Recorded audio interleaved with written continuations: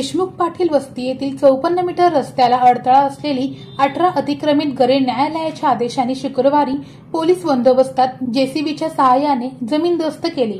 अतिक्रमण काढण्यासाठी आलेल्या महापालिकेच्या पथकावर परिसरातील नागरिकांनी दगडफेक केली। दगडफेकीला पोलिसांनी प्रत्युत्तर देत दगडफेक करणाऱ्यांवर लाठीचार्ज केला। तब्बल 1 तास धावपळ गोंधळ चालू होता।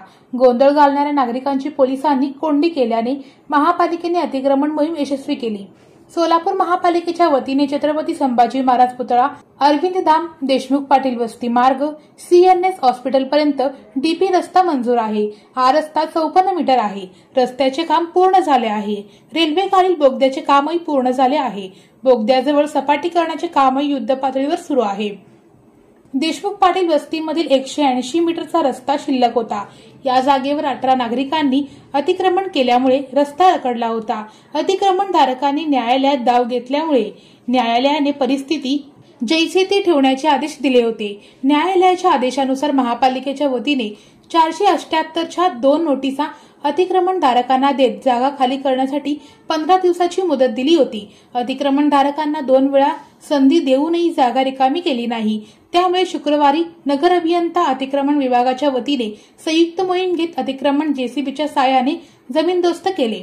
अतिक्रमण काढताना घटनास्थळी महापालिकेचे अतिरिक्त आयुक्त संदीप कारंजे, नगर अभियंता सारिका अकुलवार, अभियंता प्रकाश दिवाणजी यांच्यासह महापालिकेचे अनेक अधिकारी होते। यावेळी पोलिसांचा मोठा बंदोबस्त होता। कारवाई करण्यापूर्वी महावितरणच्या वतीने या भागातील वीज पुरवठा खंडित केला। महावितरणच्या कर्मचाऱ्यांनी प्रत्येक घरातील मीटर काढून टाकले। त्यानंतर जेसीबीच्या साहाय्याने सर्व अतिक्रमणे जमीनदोस्त केले। अतिक्रमण केलेल्या 34 पैकी 14 जणांना महापालिकेच्या वतीने जवळच पुनर्वसन करत मोफत जागा दिली आहे। उर्वरित नागरिकांना सोरेगाव येथील महापालिकेची जागा देऊ केली आहे।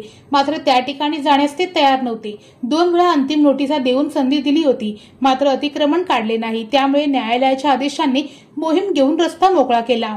रेल्वे प्रशासनाकडून महापालिकेस पत्र आले आहे। 1 जून पासून रेल्वेच्या जुन्या पुलाचे काम सुरू केले जाणार आहे। त्यासाठी 54 मीटर रस्त्यांचा वापर पर्यायी रस्ता म्हणून केला जाणार आहे। 180 मीटर रस्ता रखडला होता। न्यायालयाच्या आदेशाने ही मोहीम घेण्यात आल्याची माहिती अतिरिक्त आयुक्त संदीप कारंजे यांनी दिली। अनेक दिवसापासून राहत असलेल्या घरावर चालणारा जेसीबी पाहून महिला, लहान मुले घरातील संसारोपयोगी साहित्य वाचवण्यासाठी धावपळ करत होते। अनेक महिलांना अश्रू अनावर झाले होते। अतिक्रमण काढल्यानंतर 180 मीटर रस्त्याचे काम तत्काळ हाती घेतले जाणार आहे। साधारण महिन्यात हा रस्ता पूर्ण करून वाहतुकीसाठी खुला केला जाणार आहे।